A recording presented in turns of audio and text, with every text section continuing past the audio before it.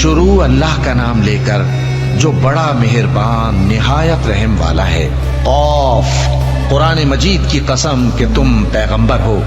असल बात यह है कि इन लोगों ने ताज्जुब किया कि इन्हीं में से एक खबरदार करने वाला इनके पास आया तो काफिर कहने लगे कि ये बात तो बड़ी अजीब है, भला जब हम मर गए और मिट्टी हो गए तो फिर जिंदा होंगे?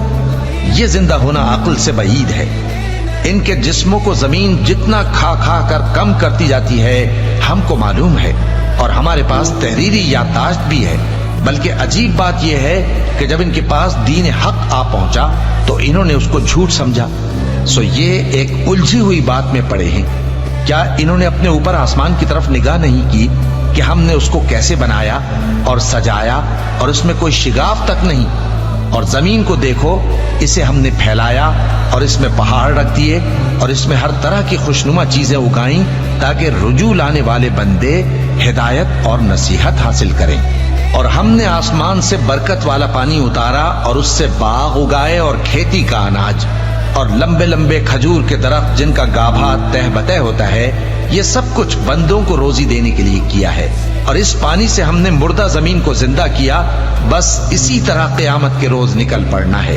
इनसे पहले नूह की कौम और कुएं वाले और समूद वाले लोग झुटला चुके हैं, और आद और फिरौन और लूत के भाई और बन के रहने वाले और तुब्बा की कौम, गरज हर एक ने पैगंबरों को झुटलाया तो हमारी धमकी भी पूरी होकर रही।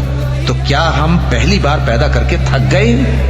नहीं, बल्कि ये असर नौ पैदा करने के बारे में शक में पड़े हुए हैं। और हम ही ने इंसान को पैदा किया है, और जो ख्यालात उसके दिल में गुजरते हैं हम उनको जानते हैं, और हम तो रगे जान से भी ज्यादा उसके करीब हैं। जब वो कोई काम करता है तो दो लिखने वाले जो दाएं बाएं बैठे हैं लिख लेते हैं।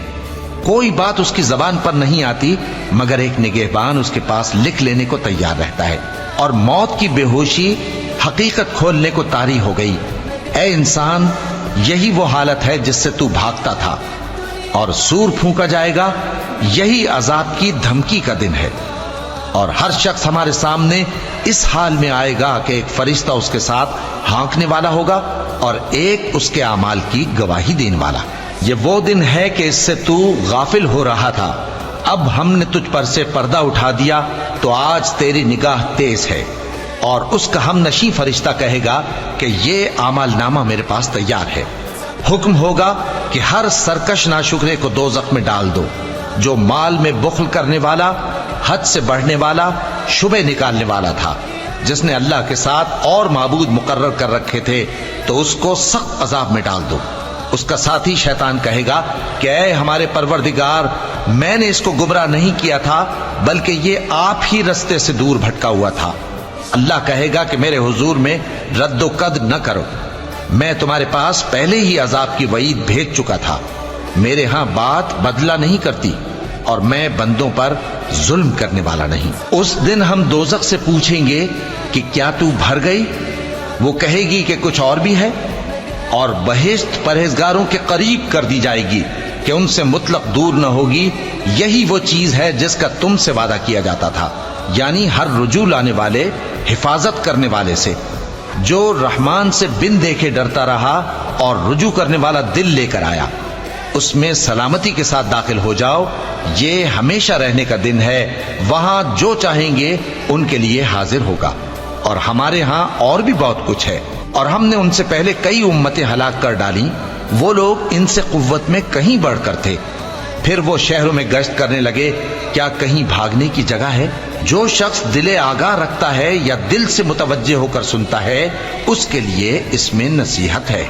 और हमने आसमानों और जमीन को और जो मखलूकात इनमें है सबको 6 दिन में बना दिया, और हमको जरा भी थकन नहीं हुई। तो जो कुछ ये कुफ्फार बकते हैं उस पर सब्र करो, और आफताब के तुलू होने से पहले और उसके गुरूब होने से पहले अपने परवरदिगार की तारीफ के साथ तस्बीह करते रहो, और रात के बाज़ औकात में भी और नमाज के बाद भी उसी के नाम की तस्बीह किया करो। और सुनो, जिस दिन पुकारने वाला नजदीक की जगह से पुकारेगा, जिस दिन लोग एक जोर की आवाज यकीनन सुन लेंगे, वही निकल पड़ने का दिन होगा। हम ही तो जिंदा करते हैं और हम ही मारते हैं, और हमारे ही पास लौट कर आना है। उस दिन जमीन उन पर से फट जाएगी اور وہ جھٹپٹ نکل کھڑے ہوں گے۔ اس طرح سے جمع کرنا ہمیں آسان ہے۔ یہ لوگ جو کچھ کہتے ہیں ہمیں خوب معلوم ہے، اور تم ان پر زبردستی کرنے والے نہیں ہو۔ پس جو میرے عذاب کی دھمکی سے ڈرے اس کو قرآن کے ذریعے نصیحت کرتے رہو۔